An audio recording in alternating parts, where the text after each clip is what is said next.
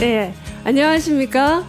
저는 글로벌 사이버대학교 이수경 교수입니다. 만나서 반갑습니다.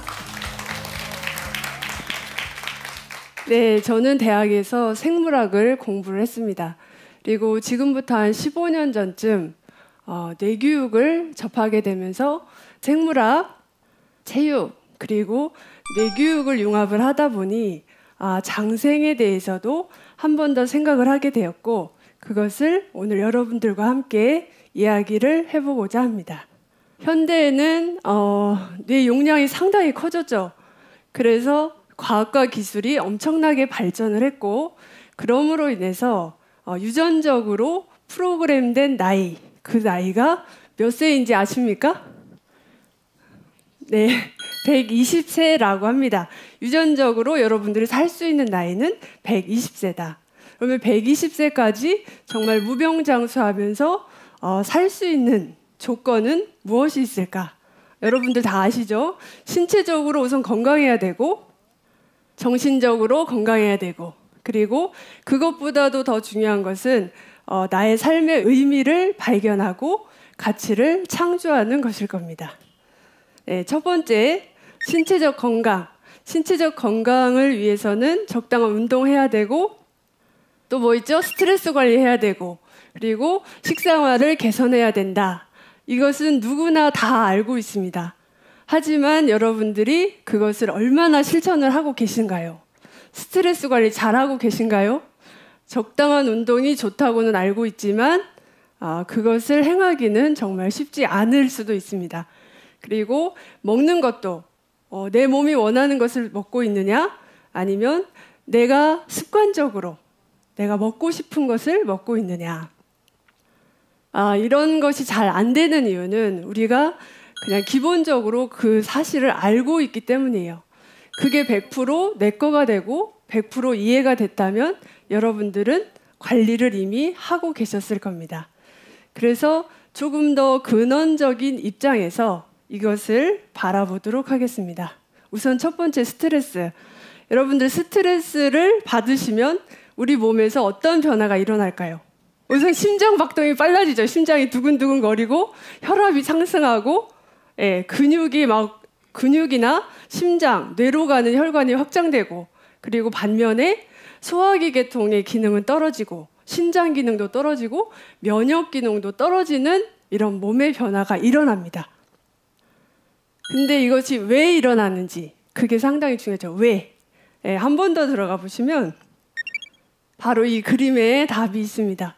현대를 살고 있지만 우리 몸은 보시는 그림처럼 구석기인의 몸과 다르지 않습니다. 스트레스를 받는 상황은 엄청나게 달라졌겠죠. 예전에 비해서 정보도 많아지고 여러 가지 직무 스트레스라든가 감정적인 스트레스가 엄청나게 오고 있죠. 스트레스 받는 상황은 달라졌어도 구석기인과 여러분들을 비교했을 때 변하지 않은 것이 있습니다. 그것은 바로 그 몸의 시스템. 오장육부가 있고 우리 몸은 60조 개의 세포로 되어 있다. 구석기인도 마찬가지로 60조 개의 세포로 되어 있었다는 거죠. 그리고 세포 하나가 어떤 시스템이 변하거나 그렇게 하기 위해서는 최소한 몇백만 년 혹은 1억 년 이상이 걸려야 그 시스템 하나가 바뀐다고 해요. 그래서 구석기인이나 여러분의 몸은 다 시스템상은 같다고 보시면 됩니다. 그래서 우리가 스트레스를 이해할 때도 지금 현대인에게 집중하지 말고 구석기 시대로 한번 가보시는 거예요. 가보실까요? 네, 구석기인의 생활은 주로 채집과 사냥을 주로 했죠. 네, 그러다 보니까 스트레스 상황이 그 옛날에는 뭐 스트레스라는 말도 없었겠지만 내 생존과 직결된 부분, 그 부분이 바로 현대의 스트레스라고 하는 그런 상황과 똑같았을 겁니다. 주로 적을 만났을 때 더 잘 싸워야 되고 더 잘 도망가서 나의 목숨을, 생존을 유지해야 되는 시스템. 이게 바로 현대인들이 과학이 발전하면서 그것이 스트레스 상황이다라고 정의를 내린 거고, 그래서 스트레스 상황이 되면 교감신경이 발달하면서 싸우거나 도망가기에 가장 적합한 내 몸으로 바뀐다는 거죠. 그래서 운동량을 증가시키기 위해서 심장 발동 빨라지고, 그리고 사고 판단을 빨리빨리 해야 되기 때문에 뇌로 혈액 공급이 많아지고 근육으로 혈액 공급이 많아지고, 반면에 지금 당장 내 목숨이 급한데 소화기능은 넌 잠시 내려놔도 돼. 그리고 이제 화장실을 가고 싶다가도, 그렇죠, 오줌이 마렵다가도 오줌이 쏙 들어가는 상황으로밖에 될 수가 없습니다. 근데 중요한 건 그렇게 해서 구석기 시대인들은 싸움이나 도망으로 그 상태가 벗어나면 다시 평정심을 찾고 내 몸은 항상성을 유지를 하게 됩니다. 근데 현대인들은 그렇게 할 수가 없죠. 지금 상사에게 스트레스를 막 받고 있는데 따귀를 뗀다거나 아니면 컴백홈 하면서 집으로 돌아갈 수는 없는 상황입니다. 하지만 내 몸이 그렇게 활성화된 교감신경을 어느 정도는 내가 정화시켜주고 풀어줘야 된다는 거죠. 그래서 가장 좋은 방법이 운동이에요. 운동. 하루에 30분씩 운동을 하면 스트레스도 많이 정화가 될 뿐더러 스트레스를 이겨내는 힘이 엄청나게 강해집니다. 네. 하지만 시간이 없는 관계로 운동을 할 수 없다 할 경우에는 진짜 1시간에 1분 정도라도 운동하는 습관을 여러분들이 들이셨으면 좋겠습니다. 그리고 두 번째, 지금 당장 상사에게 스트레스를 받고 있는데 저 운동하러 가야 됩니다 하고 운동을 할 수는 없지 않습니까? 그래서 이제 여러분들이 뇌가 똑똑해지면서 이런 것들이 다 정리가 되는 거예요. 스트레스를 받으면 교감신경이 활성화돼서 그런 몸의 반응이 일어나구나. 그러면 교감신경을 잠재워주고 부교감신경을 활성화해줄 수 있는 방법을 찾으면 되겠다 해서 어떤 방법이냐? 어떤 방법이에요? 네, 명상, 호흡법. 그래서 내가 지금 스트레스를 받고 있을 때 깊은 호흡과 함께 잠시 자기 자신을 바라보는 30초만 그렇게 해도 어느 정도 부교감신경이 활성화되면서 그 상황을 넘길 수가 있습니다. 그리고 세 번째, 정보 처리. 예. 나의 뇌에는 그 정보가 엄청 크게 작용을 하기 때문에 그것이 스트레스 상황으로 오는 거죠. 만약에 스트레스를 받는 상황에 아버지가 돌아가셨다는 전화를 받았다면 나에게 주는 스트레스는 더 이상 스트레스일까요? 그래서 여러분들이 그 정보를 더 큰 상황을 떠올리셔도 되고 하면서 그 정보의 힘을 점점 사라지게 스스로 만드실 수만 있다면 스트레스 상황을 얼마든지 벗어날 수 있습니다. 그래서 운동 반드시 하셔야 되고 호흡과 명상으로 여러분의 스트레스 관리를 잘 해서 신체적인 건강을 회복하시기 바랍니다. 누구나 잠재적으로 스트레스는 받습니다. 하지만 그것을 얼마나 내가 성공적으로 대처하느냐, 그렇지 못하느냐에 따라서 나타나는 생물학적 징후는 달라지고 여러분들은 건강하게 살 수 있으냐, 행복하게 살 수 있느냐, 그렇지 못하느냐 이렇게 될 것입니다. 스트레스 관리 잘 하십시오. 네, 두 번째, 신체적으로 건강하기 위해서는 식생활을 개선해야 된다라고 이야기를 하는데 그림을 보시다시피 현대인들만의 특징, 비만이라고 볼 수 있겠죠. 구석기 시대에는 비만인 사람이 거의 없었다고 그래요. 하루에 수에서 수십 마일을 채집이나 사냥을 위해서 걸어야 됐고, 그러다 보니까 모니터에 있는 것처럼 근육질의 멋진 사람이 될 수 있었겠죠. 현대인들은 그런 구석기인에 비하면 신체적인 활동을 20에서 30%밖에 못한다고 그래요.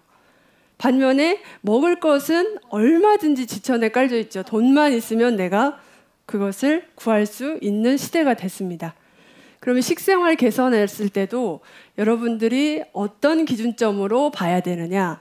이 음식이 구석기 시대에 있었을까 없었을까? 설탕이 구석기 시대에 있었을까요 없었을까요? 예, 그런 식으로 가공식품, 지금의 가공식품이 그 옛날에는 있었을까 없었을까? 그렇게 기준점을 바꿔보시라는 거예요. 여러분의 몸은 구석기인과 같다. 뇌는 용량이 상당히 커졌지만 몸은 그렇지 않다. 이것을 한 번 더 인지를 하시기 바랍니다. 두 번째, 정말 이것은 중요한데 여러분들 몸을 한번 보세요. 몸을 한번 보시고 만져도 보시고. 네, 여러분들 몸이 말랑말랑한 무슨 고체 덩어리 같지 않으세요? 이 그림은 반짝반짝 빛나는 게 세포예요. 여기서는 이제 적혈구 세포인데 적혈구 세포뿐만 아니라 여러분들이 가지고 있는 60조 개의 모든 세포는 이렇게 반짝반짝 빛이 납니다. 현미경으로 바라보면 정말 눈부실 정도로 예뻐요.